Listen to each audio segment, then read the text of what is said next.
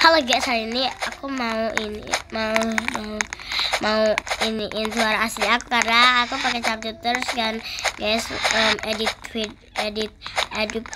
apa-apa selalu pakai capcut, edit apa-apa selalu pakai capcut. Ini ya suara asli aku.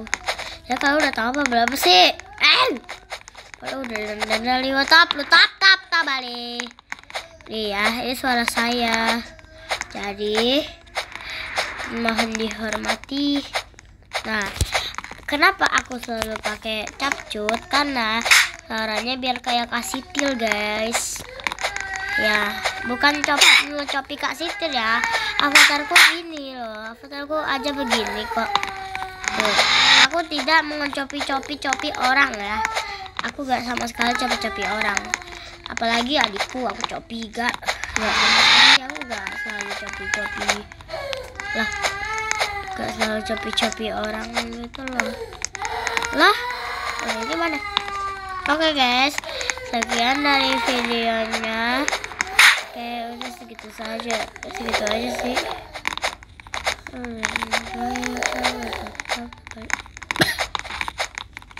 Oke guys, sekian saja ya guys dari video Jian. Semoga bermanfaat. Ini gak diedit lagi ya pakai capcut atau apa, cuma satu video ya guys, soalnya mager banget sebenarnya, sumpah mager ya. Oke, sekian dari video